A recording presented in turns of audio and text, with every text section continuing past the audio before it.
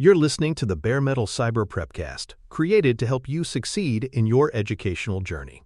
Learn more at baremetalcyber.com, where additional prepcasts, books, and training materials await. Let's get started. The Electronic Communications Privacy Act, or ECPA, establishes the primary federal framework for regulating electronic monitoring in the workplace. Enacted in 1986, the law was originally designed to extend wiretapping restrictions to new forms of digital communication. Its three main titles, the Wiretap Act, the Stored Communications Act, and the Pen Register and Trap and Trace provisions, continue to shape how employers collect, store, and review employee communications. While written long before cloud platforms and mobile devices, the ECPA still applies, setting boundaries on when employers can intercept messages, access stored data, or capture routing information.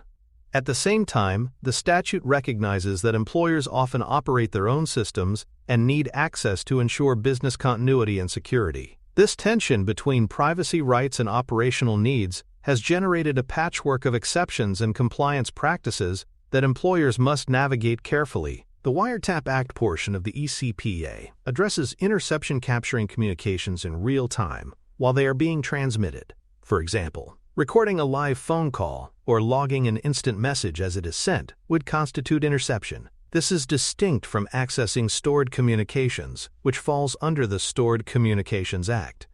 Understanding this distinction is crucial for employers designing monitoring tools.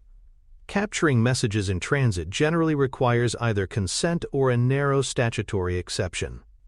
Employers who blur the line risk liability, especially if real-time tools are deployed without sufficient notice. The concept of interception emphasizes that timing matters, and organizations must be precise in configuring systems that capture communications. The Stored Communications Act governs access to emails, chats, and files once they have come to rest on a server. Employers often retain archives for compliance or operational reasons, but the Act restricts unauthorized access. For example, accessing a hosted email account without proper authorization can violate the SCA, even if the employer provides the system. Access must be grounded in legitimate business needs and consistent with policy disclosures. Hosted collaboration platforms, such as cloud-based document systems, raise similar concerns. Employers must ensure that any review is transparent, tied to clear purposes, and not extended into personal accounts or private services. Pen Register and Trap and Trace provisions extend monitoring to dialing, routing, and addressing information rather than content. This includes data such as phone numbers dialed, email headers, or Internet Protocol addresses. While less sensitive than content, this metadata can still reveal patterns of behavior. Employers may capture such information for business purposes, but they must respect legal limits and avoid extending collection into personal communications outside company systems. Understanding the scope of Pen Register data ensures that monitoring remains focused on operational and security needs rather than intrusive profiling. The provider exception is one of the most important allowances for employers. Under the ECPA, system providers are permitted to access communications on their own systems as necessary to maintain service. For employers who operate their own email servers, phone systems, or collaboration platforms, this means they can monitor activity for service quality, troubleshooting, or security. However, this exception is not unlimited. Employers cannot invoke it to justify sweeping surveillance unrelated to business functions. Courts have consistently interpreted the exception narrowly, reinforcing that operational necessity, not curiosity, defines its boundaries. Consent is another major exception under the ECPA. One-party consent at the federal level allows monitoring if at least one party to the communication agrees. In the workplace, consent is often obtained through policy acknowledgments, where employees are informed that their communications may be monitored and agree by continuing to use the systems. While this creates a foundation for lawful monitoring, the quality of consent matters. Consent buried in lengthy documents may be contested, while clear, conspicuous acknowledgments are stronger. Employers must also consider state laws, as some jurisdictions require two-party consent for recording, raising the bar for compliance. The ordinary course of business exception allows monitoring when it is directly tied to business functions, such as ensuring service quality or security. For example, reviewing call center recordings for training falls within this scope, as does scanning email for malware. However, the exception is not a free license for broad monitoring. Employers must show that the activity is integral to business operations. Using the exception to justify unrelated surveillance risks legal challenge. The principle reinforces proportionality. Monitoring must be aligned with legitimate needs and not drift into general oversight of personal behavior. Distinguishing between communications in transit and communications in storage remains a recurring issue under the ECPA. For example, does capturing a voicemail while it is being left constitute interception, or is it stored once saved? Courts have wrestled with these nuances, and employers must err on the side of caution. Real-time capture requires stricter justification, while stored access requires attention to authorization and scope. By designing monitoring systems with these distinctions in mind, employers reduce ambiguity and strengthen compliance. Precision in technical implementation translates directly into legal defensibility. Voicemail and telephony remain relevant under the ECPA, particularly with the rise of voice-over Internet protocol systems. Employers may review voicemail for business purposes, but policies should clarify access rights and retention practices. VoIP creates additional complexities because it blends voice and data, often producing logs of metadata along with call content. Employers must handle both layers with care, ensuring that logging and recording remain within legal boundaries. Notice and consent again serve as anchors, making clear to employees and customers what will be recorded and why. Email monitoring under the ECPA is permissible within company systems, but constrained by the principles of authorization and scope. Employers may review messages for business continuity, compliance, or security, but they must avoid extending monitoring into personal accounts. For example, attempting to access an employee's private webmail account on a company device would exceed lawful authority. Hosted platforms such as Office 365 or Google Workspace add layers of shared responsibility between employer and provider, requiring clear contracts and policies. The key is limiting review to organizational systems and communicating that limitation transparently to employees. Attempts to access password-protected personal services present clear legal risks. Courts have held that employers who compel employees to provide social media passwords or who attempt to bypass protections may violate both the ECPA and state laws. Even when conducted on company devices, access to purely personal accounts is generally off-limits. Employers must respect the boundary between business and personal, particularly when password protection signals a clear expectation of privacy. Violating this line undermines trust and exposes organizations to liability. State wiretap laws complicate the federal framework by imposing stricter requirements in certain jurisdictions. Some states mandate two-party consent for recording calls or meetings, meaning both participants must agree. Employers operating across multiple states must adopt the strictest applicable standard to avoid inadvertent violations. This often means applying two-party consent practices nationwide, even where not legally required.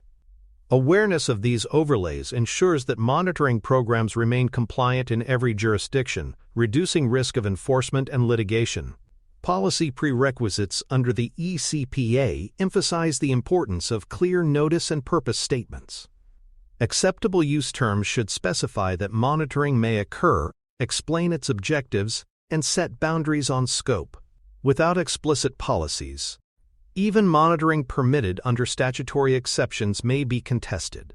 Policies not only inform employees but also provide a record of disclosure, which strengthens defenses if challenged. Clarity in drafting and consistency in application ensure that employees understand both their rights and their obligations.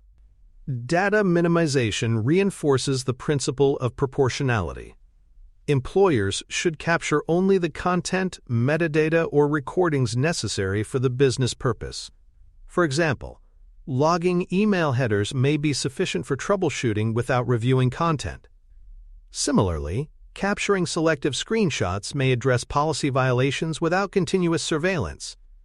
Minimization reduces both privacy risks and storage burdens.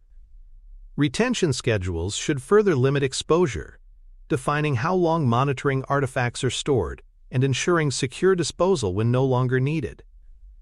Encryption and access restrictions protect records from misuse, reinforcing stewardship of sensitive information.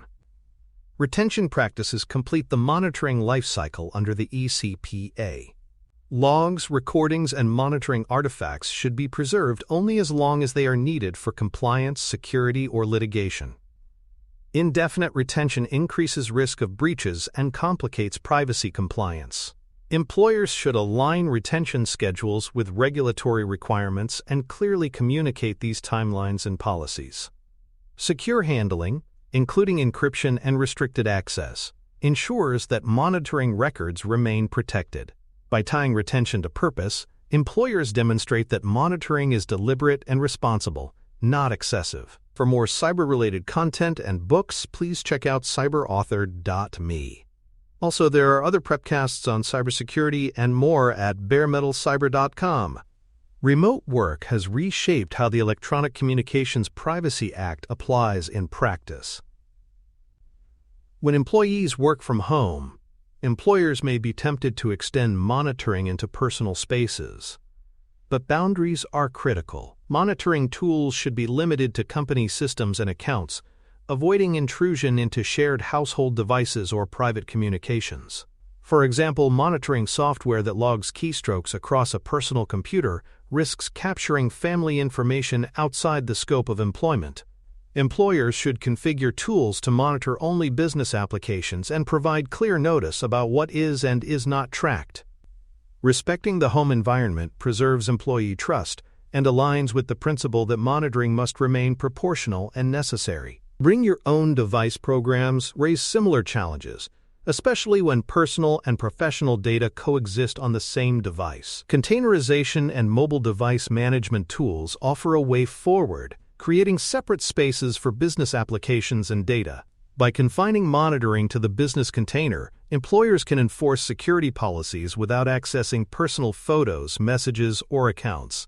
Clear communication is essential. Employees must understand how their devices will be managed, what data may be collected, and what remains private. Segregation reassures employees while enabling organizations to protect sensitive business information. Without these safeguards, BYOD monitoring risks overreach and potential violations of privacy statutes. Administrative privileges represent another area of risk under the ECPA. Elevated access rights can expose large volumes of employee communications and stored content. Employers must establish governance frameworks requiring documented approvals for using such privileges, along with audit logs that record who accessed what, when, and why. For example, if an IT administrator accesses an employee's email for an investigation, that action should be logged and justified. Segregating duties and requiring approvals ensure that elevated access is not abused for curiosity or personal motives. These guardrails reinforce accountability and maintain compliance with both statutory requirements and ethical expectations. Targeted monitoring for investigations should be bounded by time, scope, and documented approvals. For example, reviewing the emails of an employee suspected of misconduct may be legitimate, but only for defined periods and limited search terms. Indefinite or broad surveillance risks violating proportionality principles and eroding trust. Employers should establish procedures for obtaining approvals before initiating targeted monitoring, ensuring that decisions are reviewed by legal or compliance teams. This structure demonstrates that monitoring is not arbitrary but is tied to specific, documented business needs. When challenged, these processes provide defensible evidence of necessity and restraint. Social media password protection statutes add another restriction to monitoring practices. Many states prohibit employers from requesting or requiring access to employees' personal accounts, whether by demanding login credentials or requiring employees to log in while being observed. These statutes reinforce the boundary between professional oversight and personal autonomy. Employers may review public social media content, but attempts to access private accounts risk violating both state law and the ECPA. Policies should clarify that off-duty personal accounts remain off-limits, reducing the risk of misunderstandings or overreach. Respecting these boundaries maintains compliance and preserves employee trust. Third-party monitoring vendors must be held to strict contractual standards. When employers outsource monitoring, they remain responsible for ensuring that vendors comply with confidentiality, security, and deletion requirements. Contracts should specify how captured data is handled, who can access it, and how it will be disposed of at the end of the engagement. Employers should retain audit rights to verify vendor compliance and require prompt notification of breaches.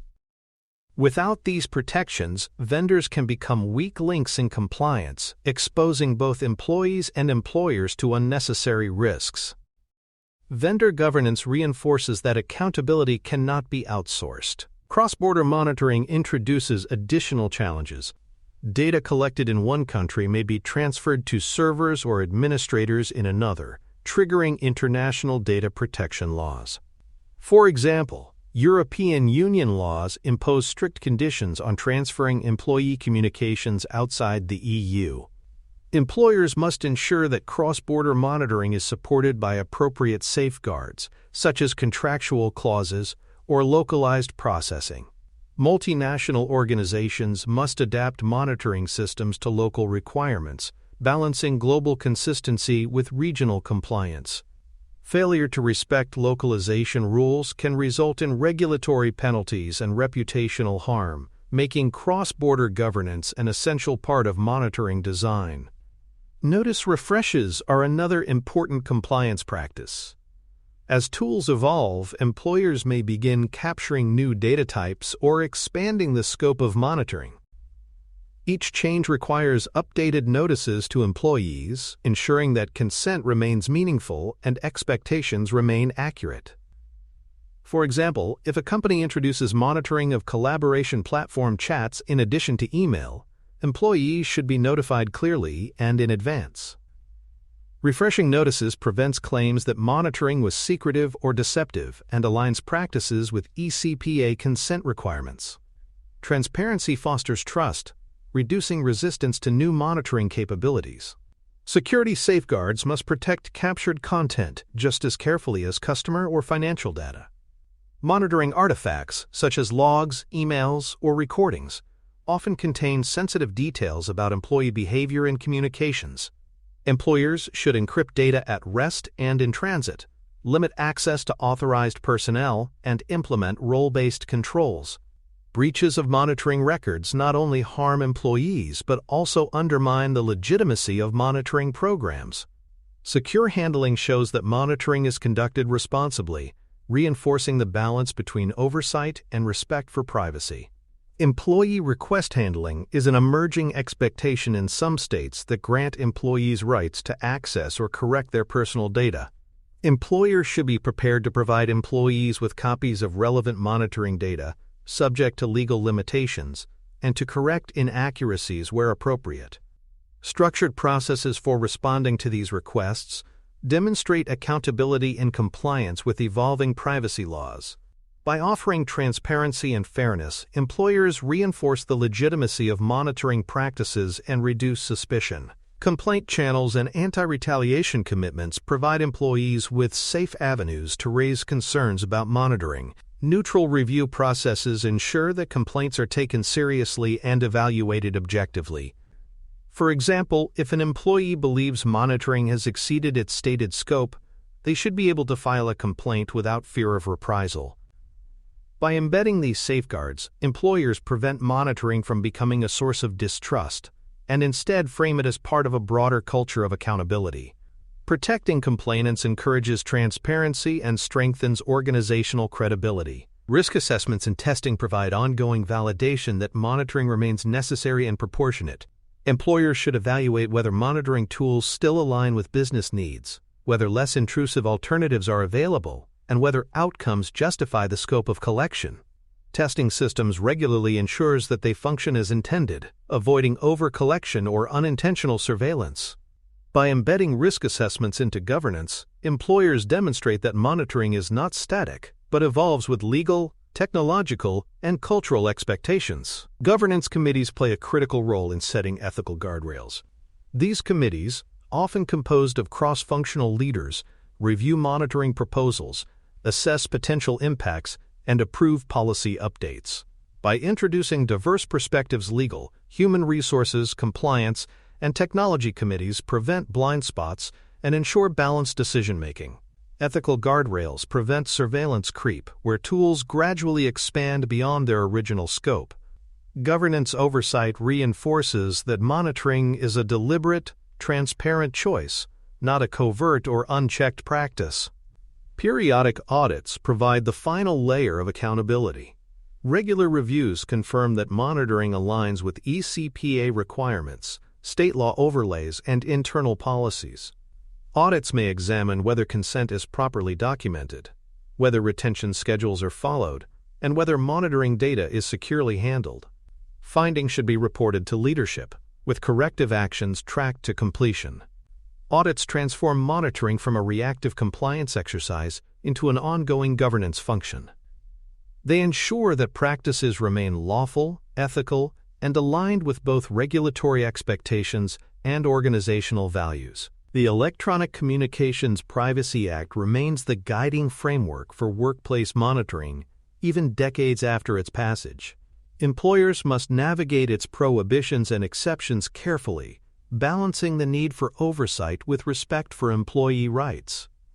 Clear notice, narrow reliance on exceptions, and robust security for monitoring data form the pillars of compliance. By embedding governance, refreshing policies, and applying proportionality, organizations can maintain lawful monitoring programs that protect both business interests and employee dignity. In this way, the ECPA continues to serve as both a boundary and a guide for responsible workplace surveillance. Thanks for tuning in to the Bare Metal Cyber Prepcast, your trusted source for cybersecurity news and insights. Remember to subscribe at baremetalcyber.com so you never miss an update. And visit cyberauthor.me for best-selling cybersecurity books that equip you with expert knowledge. Until next time, stay secure and stay vigilant.